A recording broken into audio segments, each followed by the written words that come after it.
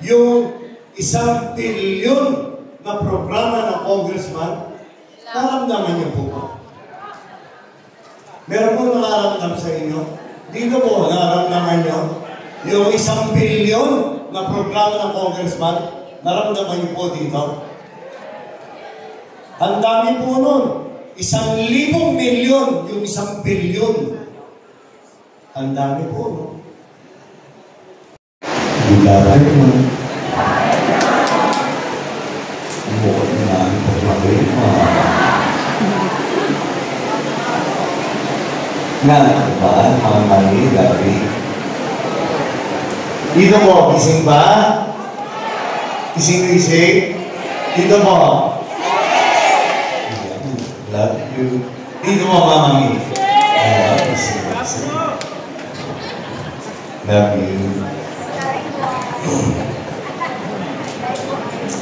Si Joey Uy po yan. 2 years old lang daw. 19. Buti 3 weeks bago mag-election, naging 19. Eh, 23 po ang dapat na edad pagkakonsyal. Eh, di ba po, pagdating ng January 1, 1 year older ka na, di po ba? Tama po ba yun? Kasi kung sa birthday niya, ulan siya ng ng buwan. Kasi September po ang birthday niya, eh June 30. Eh sa pagdarasal niyo, at pagmamahal niyo po sa akin at sa kay Christian Joey, inalat din po siya. Hindi lang isang beses, bagkos tinatapos siya po ng 3 termino. Maraming salamat po ulit sa inyo. Nung ako hindi pa opisyal, di ba, abot na ni gobyerno ni Joey Uy, yung transparency, accountability, trustworthy, on-site development sa kanyang supports. Ang trabaho po ng konsyal ay gumawa ng batas. At saka, depende na po yan kung ang konsyal ay gusto tumulong, pero ang trabaho talaga ng konsyal ay gumawa ng batas. Kung matatandaan niyo po, hindi pa ako konsyal, kasi sa pagkasalukuyan, parati po namin sinasabi, ako at si Christian, sabi ko, anak, sabi ko, nimisan po, hindi po kami nangako. Parati po namin sinasabi, ang unit po, na si Joey Uy ay handa po tumulong sa inyo sa abot ng po ng aming mga kaya. Di ba mahirap po kasi nangangako eh, di ba? Dahil may kasabihan, action speak louder than words. Tama po ba yun? Kasi mahirap yung daldal ka ng daldal. Tapos wala kang manayutulog. Dahil mas maganda po yung tahimik ka lang na may ginagawa ka. Siguro, hindi ko na uulitin. Lahat po ng binanggit ni Jose Christian Joey kanina, yan po yung nagpisang ko mula noong 2000 po hanggang pagkasalukuyan na walang ginagawa po. Nagawa naman po natin, di po ba? Ngayon po, sa akin kung ako'y naging konsyal, magpapagita lang po kung mga importanteng nagawa ko ordinansa. Si Joey Uy po, kapag gumawa ng batas, nakakain sa batas, may public hearing, hindi po ka nagmumoro-moro. Kung tawagin yung madalian, hindi po. Lahat po ng ginawa kong batas, tama po. Una-una, si Joey Uy po, ang kauna-unang lalaki na dinala na samahan mga kapabayan, yung Gabriela, alam niyo po yun. Wala pong dinadalang lalaking politiko yun. Dinala po nila ako. At siyempre, ang turo sa akin ng aking magulang, anak, dapat marunong ka lumiyon sa iyong pinagalingan para makapunta ka sa iyong paroronan. Di ba tama po ba yun? Inay, marunong at manaw ng utang na loob.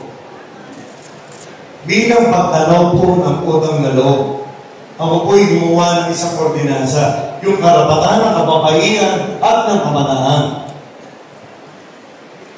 Wala pong mayaman, wala pong mahirap dyan sa batas na yan. Kapag ang nalapasahan po ay minor de edad, wala pong piyansa yan. Ngayon po, pero yung ginawa kong batas, sa Maynila lang po yun. Pag lumagpas ka ng boundary ng Maynila, wala na pong pisa yun. Ngayon po, yan po yung BAUSI. Yung Violence Against Women and Children. Noon po, wala pang BAUSI. Yan po yung isang importante. Pangalawa, mga po hindi pa konsyal. Pumunta po sa iyo, lalo na sa lugar niyo. Sa Nonas, yan. Mag-indo sa Road 13, Road 11, Road 12. Nararating po yan, di po ba? Nakikita ko, naka-escrow doon, tubo nyo doon. May metro, bago, yung motor. Pero wala naman tubig. Naman po ba ako? Sa madaling araw, may patandaan yung drum dyan. Anak, nag-iipon kami sa gabi. Kasi walang tubig sa umaga. Tama po ba yun? Kaya noong 2007 po, naging chairman po si Joey Uy ng sa Committee on Engineering sa City Council of Manila. Ginawa ko na kagad yung assignment ko dahil ako nililista ko lahat yung mga problema sa pamayanan. Timing lang po, Demands Friday o parati. Nagbigalis na ako. Kung ano yung assignment ko. Sa loob po ng 2 linggo, ipinasa ko po yung pagpaparepart ng tubo ng tubig. Hindi lang po sa ilalim ng distrito ng Maynila, bagkos sa buong Kamaynilaan. Buong Manila po, nang walang pinapangako. Hindi po ba? Basic necessity po yan. 168 million po ang halaga niya. Si Joey Uy, pag sinabi ko ho, diresibo, may ebidensya. Checkin niyo po, ang contractor niyan, First Balfour, sister company ng ABS, Lopez Group of Company. Kasi kataya po rin po ang ABS-CBN Foundation sa Educational TV, sa APP. Kasama ko po si Tita Sen, Malanda, makakilala niyo po yun. Lahat po na sinasabi ko, may katibayan. Para malaman niyo po kung totoo. Tanongin niyo, kung humingi si Joey Uy kahit sa mamera, hindi. Ako naman po, may konting, nung pumasok po ako sa politika, may konting biyaya na po kung natatanggap sa Panginoon. At sapat na para mapahid yung pamilya ko at mapag-aaral ko. Kasi sabi ng nanay ko, anak, dapat mag-i-serious siya, sabi ko. Nung naging consider na, sabi niya, dahil mag-aasawa na ako. Sabi ko, hindi mo siya ganun, mag-aasawa ka na. Sabi mo, hiling mo, gusto mo, pabubuksan ko yung CV ko. Mag-asawa ka, madali mag-asawa. Sabi ko, enjoyin mo muna. Pag-ilikan kayo. Ito ba? Kaya sabi ko, si Joey Uy po, mula po nung unang araw, naging consider ako, June 30, 12 noon, 2004, hanggang pangkasalukuyan. Dahil may kiyaya naman po ako natatanggap sa Panginoon, hindi ko umuha ng sweldo. May si Christian, kung siya naging po siya, 100,000 po sweldo niya. Dinagdagan ko yung sweldo ko sa kumpanya. May maliit na hanap buhay ko Dinagdagan ko, sabi ko, anak, itulong mo na rin yan. Lahat yan, sweldo mo, allowance mo, clothing allowance mo.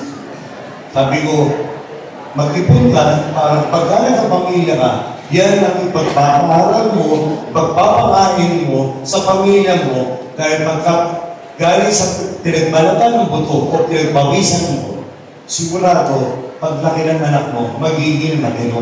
Dahil sa magandang mo, pinagalingan ng pinagpalaki mo sa pamilya mo. Tama po ba yun? Alam mo naman po tama yun. Ngayon, may transparency ako. Ang sweldo ko po, 130 plus thousand. Kasi hindi naman ako umakawag ng sweldo ko. Yung sekretary ako. Marami naging konsyal ako. Ang neto niyan, 96,000 plus. Ang rata namin, o allowance, 18,000. Ang clothing allowance, 5,000 pa rin. Mula ng 2,004 pa rin. Isang beses lang po, isang taon nito. Pinutulong. At sinusuot ko, binibili ko, galing sa naghanap buhay. Kaya nga nasabi ko, may konting blessing na po ako nung pumasok ako sa pagkakita. Kaya dati po, nangangampanya lang ako. Estudyante pa lang ako, narating ko yung Smoky Mountain, yung Del Pam. Tumutulong lang po sa politiko. Hindi ko lang po alam na magiging politiko po. At anyway, yan po yung pinagdalian ni Joe. Yan po yung naggawa kong bukas. Saka lahat po ng programa. Di ba, insan, pag ako'y bumaba, sabihin ni nanay, for example lang, anak, kasi nga tumawin ko ako, pagka mga mamin dati, mga singer na, anak, pwede pang kalabinsin, ano po yun na pambili ng maintenance. Hindi, totoo po yan. Ako, siguro, may mga kaibigan kayo o kapitbahay na natulungan ko, kapag tumulong ko si Joey Will, nakakaalam lang po yung tinutulungan ko, patulong na ako. Nakatingin ko kung kami ko pag binibigay ko. Dahil hindi nagtulong na magulang ko sa akin, kapag tumutulong ka na, yung binibigay ng kanang kamay, dapat hindi makita ng kalimang kamay. Tama po ba yun? Kasi pagka tinigay kayo, marami na kakita, minus na pa kayo mga kamay mo. Di po ba? Tama po ba yun? Dating sa Christian po ko,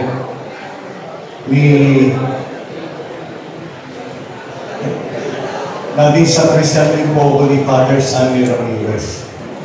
Bago ako pumasok dito, ako po ang pinakabatang civic leader o pinakabatang Rotarian sa kasaysayan ng Pilipinas. 5 consecutive years po ako youth director ng Rotary Club of the Philippines. Sa civic po, kapag tumulong ka, pagkatapos nun, tapos na yun. Sa politika ko, ako ba, sino po ba natulungan ko, pagkataas po yung kami, ng pisina ko? Meron po ba dito nakapunta sa pisina ko? Dito po, wala po. Wala po. Sa amin po, walang picture-picture, meron po managpa-picture. Pinagbabawal po yan. Naka-smile po ba mga staff ko? Bawal lang hindi nakangiti. May libre Diyos, may libre kami. Dahil ako, si Joey Oy, kahit na naman yung mga staff ko, si Joey Oy, kung ano yung sweldo nila, buo nilang nakukuha para sa pamilya. Yung allowance o rata, pamasahe o panggasolina, yung clothing allowance, dapat patayin ng uniforme. Dahil po, pero ang pagsiservisyo sa taong bayan, dapat 101%. Bawal yung kayo, ako kami, nung bagong konsyela ko, anak po ng leader ko, tumagamtag na natin tinigil sa akin. Tinanggal ko. Hindi ko dapat, gano'n kasi ang public office, dapat, kaya pumupunta yan sa City Hall, dahil may kakulungan yan sa kabuhayan. Pagpapanotaryo, dahil kung may pera, hindi na pupunta yung City Hall. Tama po ba yun? Pero ngayon, nasa Chowking na. 20 years na ito. 3 months, natanggal ko. Alam po ng leader ko, mali yun. Kay Joey Oy, kapag tama. Kapag mali. Pero may supervisor na sa Chowking. Siguro yun ang lesson niya. Kasi pagka hindi mo dinisiplina, pag-uumpisa yan sa saging, susunod, pamasahin na, gasolina. Ano pa sa ng public office? Di po ba? Ngayon po, ako po chairman ng Committee on Civil Service, Appointment and Reorganization. Si Joey Oy po ang nagre-reorganize lahat ng departamento ng lungsod ng Maynila. Lahat ng ospital, Manila Health, Engineering, City Sheriff Office, City Budget, lahat po. Nakalabing 5 ordinansa po ako ngayon. Ang naipasa po. Dahil yan po, na yung po sa ginagawa natin, public hearing lahat. Yun po yung ginagawa po natin.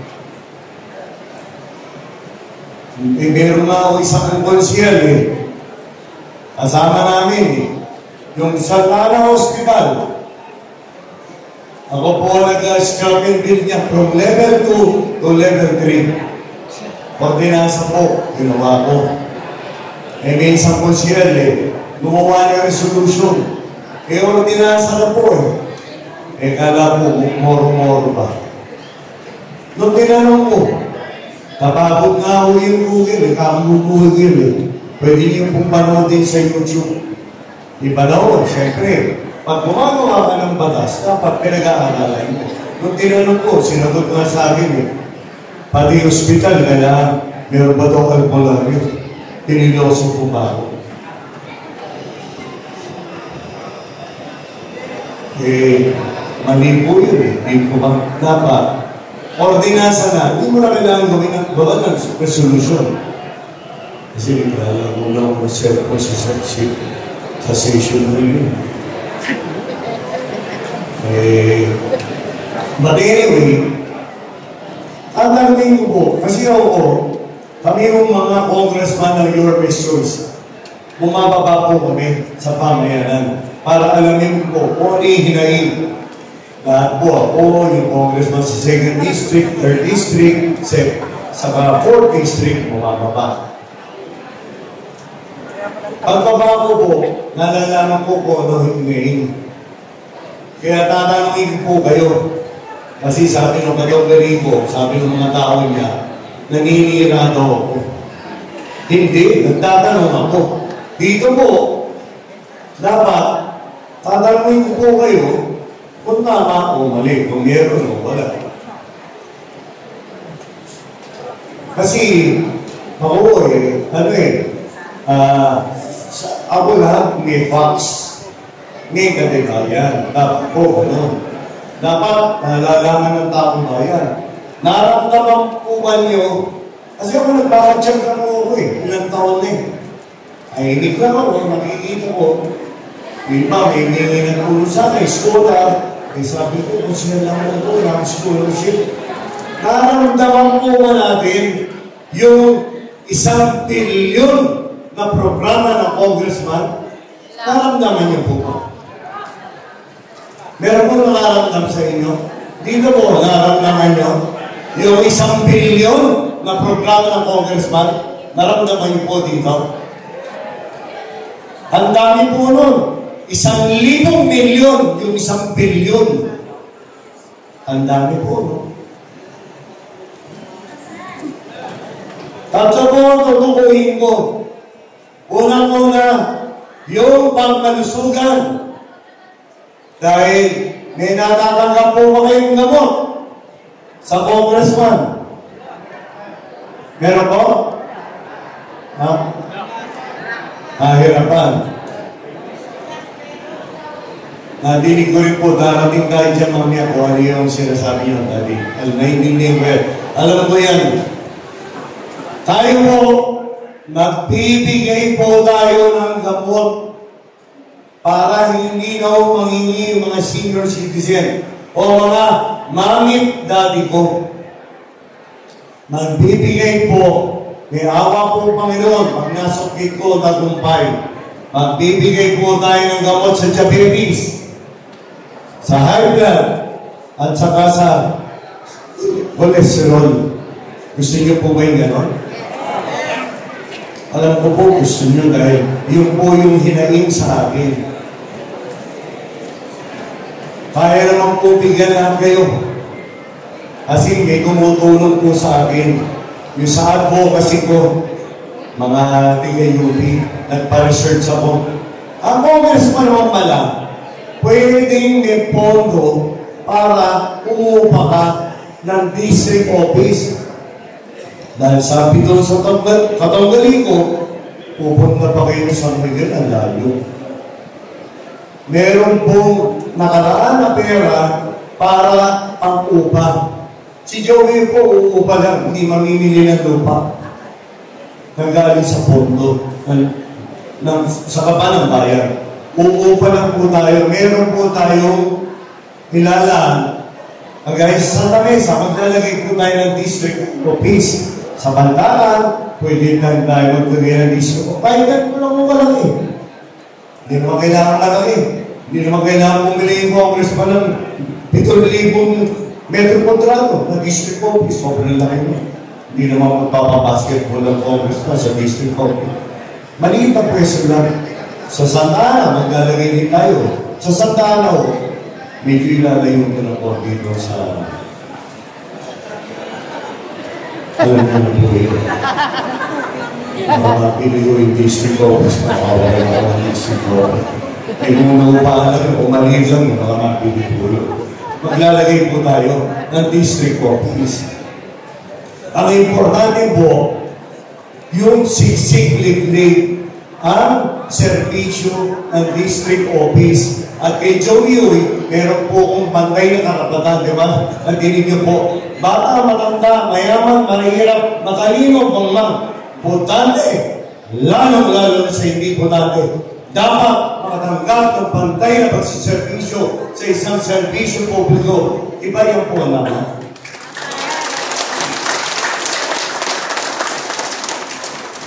Ay, subukan niyo po si Joey. Wala pong palakasan sa akin. Yung mga nakapunta sa City Hall. First come, first serve. Pero lahat na sa servisyo. Konsyal pa lang ako. Kinakadyaw ang nga yung tuli ko. Eh, dami naman ang ginabang. Isang beses lang daw na ginabang ko. Isang tuli lang. Eh, baka may malakas ko yun. Baka kilala niyo. Baka gusto ko magpatuloy.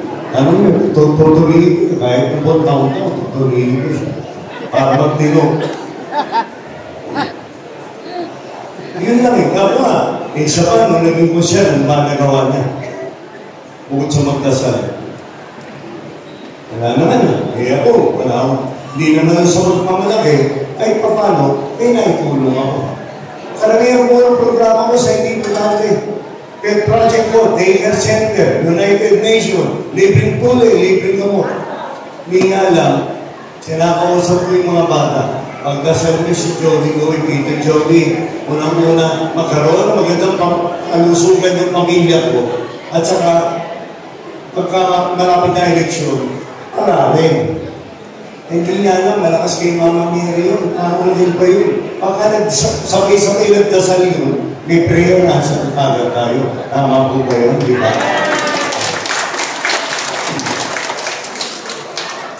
So yan, sa health po. Saka gusto ko po sa batas, yung mga immunocompromise. Kaya isa meron ka ng anak, ano ba yung immunocompromise? Medyo may edad ko, 70 na sabi ko, yan po yung mga wala pang senior citizen. Gusto ko, makatanggap din ng pareho ng discount na senior citizen. May less 20, saka wala ng bata. Yan po yung mga bata pa lang, yung juvenile diabetic, wala pa senior. Yung mga na-transplant, yung mga may sakit sa puso, at kung ano po. Provided, kapag mayaman na, hindi naman natin may discountan. Kasi mayaman na po. Lalo-lalo na isa, mayaman yun. Kung pumasok sa politika yun, ang chapel mo, nakawin lang. Ngayon, pag-literal na. Nabili pa yan. Mga maubos na mga lupa doon. But anyway, yan po muna sa pangkalusugan. Pangalawa, ano po hinahin na pangalawa? Sa edukasyon. Meron po ba nakakatanggap ng scholarship program na sa mga apo nyo? Amin, Daddy. Isa. Dito mo meron? Magkano? Hindi, yung Congress pa sa yung katanggali mo, hindi nyo sa Quezon City meron, sa atin wala. Pero dito, yung congressman na yun, at yung katanggali ko, wala. May sino po na yung nakakatanggap kanina? Sino po nakatanggap sa apo niya na scholarship? Magkano po binibigay? 1,000? 6,000 kailan binigay? Mga November, di ba? November, no? Dahil narinig po ako nagsalita ng August, September. Nakarating sa kanya yung balita. November. Mami, para sa inyo ka naman, ay Para sa inyong kaalaman po, lilinawin natin po, ang scholarship program po, uumpisa dapat sa unang araw ng klase hanggang katapusan ng klase. Tama po ba ako? Mali? Tama po ba ako? Pagka November na, nadinig lang po ako noon. Kaya nga din mo na ako nagsasanta, ginagaya ako. Pero siya yung pinakamagaling. Bagay, malapit yung video, makakatinig tayo. Bagay, bukas madarating mo. Yan po yung facts. Sipin nyo, ang dami nyo po dito. Nasa 700, isa. Sinabi niya lang mong scholar. Financial assistance po yun. Sana pinicturein nyo kung ano nakalagay doon. Ang scholarship po, unang araw ng klase. Nagpa-research na po ako. Ang congressman naman pala, pwede maglaan ng 50 million sa scholarship program. Bakit kayo lang? Nay? Noong nakarang taon, binigyan ko yung scholarship. Wala. Nadinig lang ko siya. Dito to. Tayo lahat. Sabi, naninira ko ako. Hindi naman tayo ninira. So yun. Ito po is called. Pwede. Sa 50 million po, 5,000 bata pwede natin pabigyan ng pagkakataong makapag-aral. Gaya na sabi ko, may pantay ng pagkarapan ako, matalino at hindi matalino, bibigyan po natin ng pagkakataong makatapos ng pag-aaral. Saan tayo pa kayo doon? Kahit hindi matalino, bibigyan natin ng pagkakataon. Alam ko po, sasangayon kayo. Pangatlo, pangkabuhayan. Meron po bang naibigay ang congressman na para makaabot ng buhay natin? Dahil yan po hinayin. Sino po nakatanggap sa inyo ang pangkabuhayan? O naipasok kayo ng trabaho, yung apo nyo. Meron po ba dito? Wala. Sa senior citizen, sino po gusto magtrabaho pa?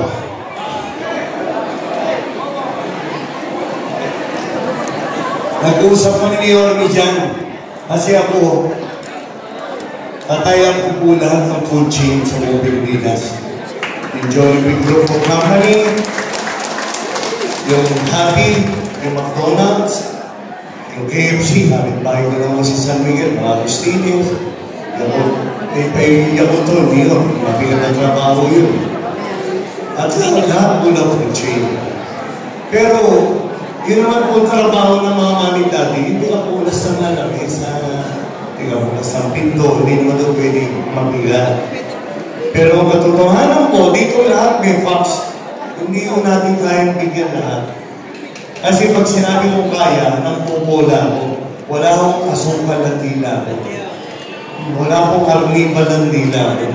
Dahil po na sinasabi ko, yun ang katotohanan. Pero may solusyon si Joey Ujan. Anong solusyon natin dyan? Livelihood program. Tama po ba yun? Bigyan natin pagkakataon maghanap buhay. Siyempre, for example, si Mami, gusto rin mo na lang papabili sa puro. Ay, Mami, tabala na kami. Lato na kayo, Mami. Lato. O, 74, pero bata ang bigla. Kunyari, si Nanay, gusto niya yung mga hospitality, mapapaganda. Kaya si Daddy, may hilig mag-mekaniko. Tutulungan natin mag-mekaniko. Bibigyan natin mga kagamitan. For example ko, kung ano yung gusto nyo, food processing, pagkain. Pero, babantayan po ni Joey yan. Bakit? Dahil ang layunin ko, hindi para magbigay lang. Para gusto ko, umasenso po lahat ng aking mga kapamilya dito sa ilalim ng distrito ng Maynila. Dahil ang mga senso ko dito, isang pamilya lang. Ang dami na namin dito. Totoo po. Sabi mo nga, may nagsasabi nga, kung pumunta ako, saan ka pumunta ba dapat? Congressman, sabi ko, hindi pa ako nagpagdasal niyo ako. Fertilizer fund. Kaya sabi ko, huwag ko tanungin niyo. Tanungin niyo siya. Dahil sa amin, sa San Miguel, wala naman San Miguel bukid. Wala rin naman Santa Mesa bukid. At lalo rin naman, walang Santa Ana bukid. At saka, walang Pagdaang bukid. Baka naman nilagay sa mga lupa para pero wala naman tutulong. Sinimento ng ating, simento dito, simento doon. Sino po ba nakatanggap sa inyo ng isang taon ng bigas? Yung 25 kilos. Yung binigay dyan sa Paraiso.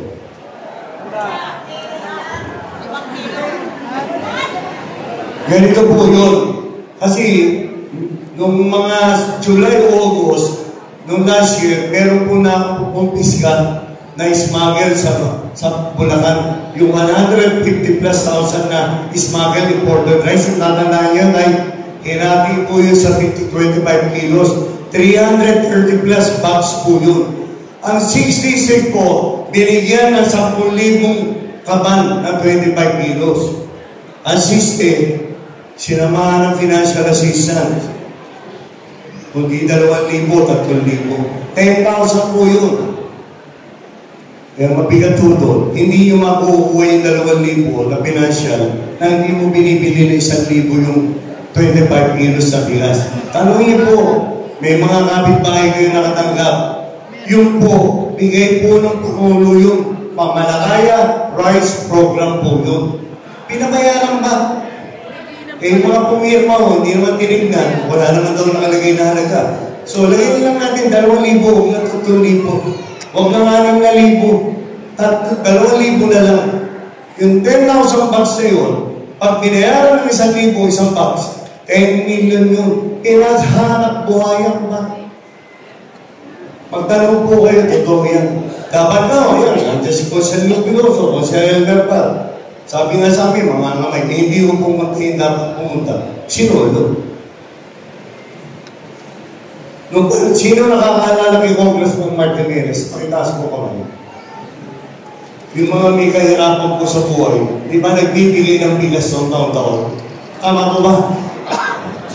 Ngayon po ba may binibigay na bigas? Yung 6 na taon, wala. May programa rin po ang congressman. Kay Joey Uy po, direkta ako sa tao. Wala akong tinitignan, walang palakasan. Pagka may bigas, diretso nyo makukuha yan. Hindi po mapapawasin niya kahit 1 budil na bigas. Yan po ang pwede kong pangako sa inyo.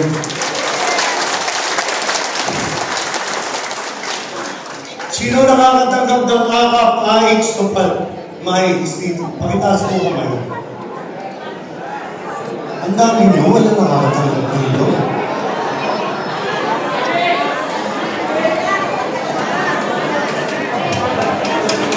Ayan, kung katanggap po kayo.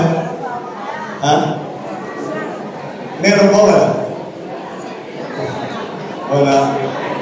Wala ka lang. So, ngayon, sa dami nyo na ito, kayo lang po ang pinagpalang anak ng Panginoon.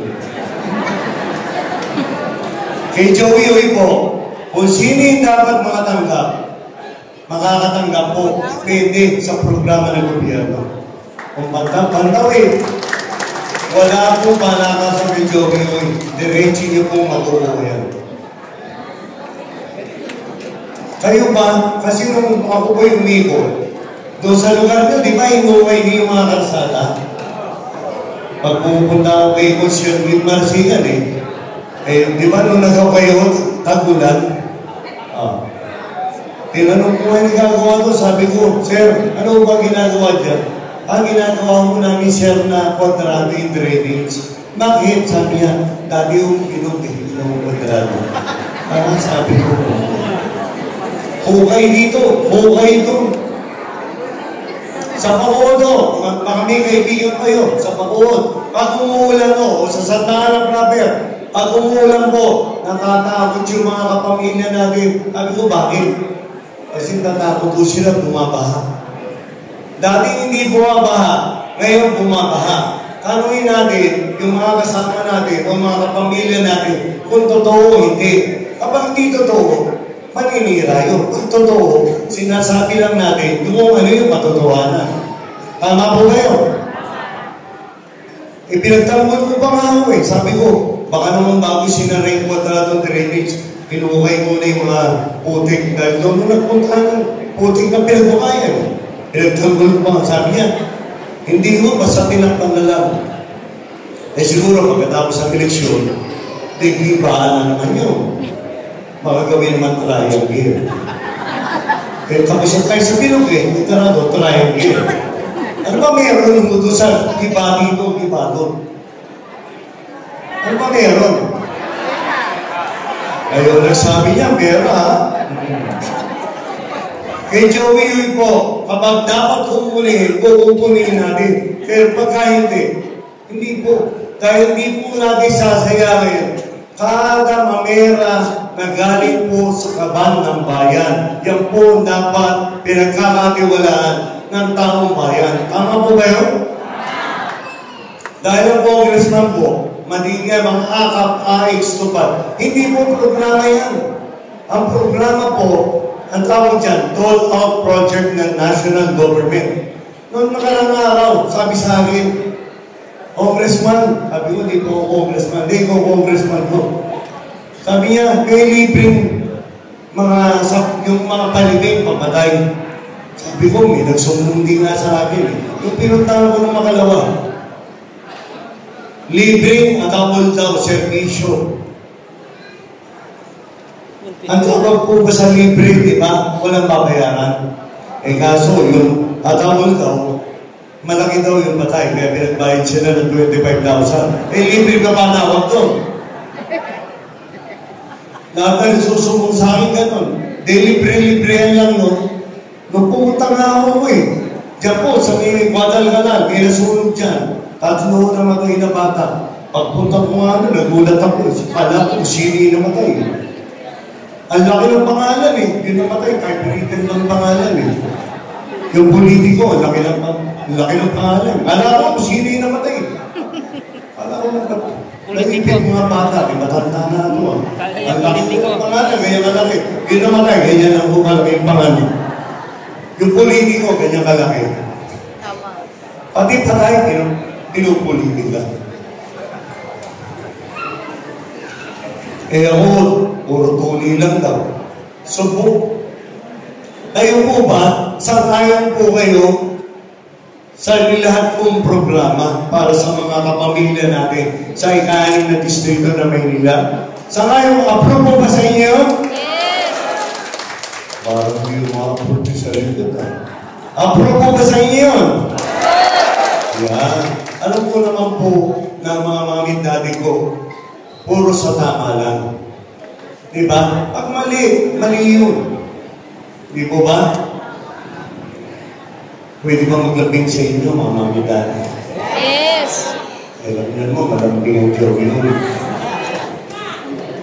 Sasamahan niyo po ba ako sa laban ko dito sa pagka-congressman?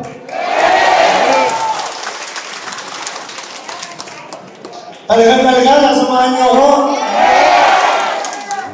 Kaya, alam ko namang mahal na mahal niyo ako. Kung gaano niyo ako kamahal, 3 times ko kayo kamahal. I love you, Mami Daddy.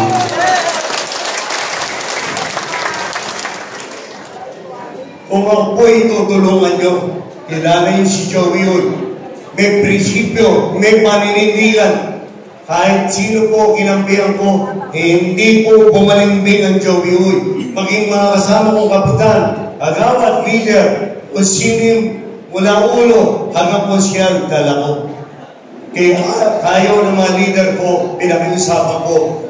Dahil ako, gusto ko, makakatingin ako ng derecho. Kung makikita nyo habang nagsasalita ako, nakaderecho ko sa mata.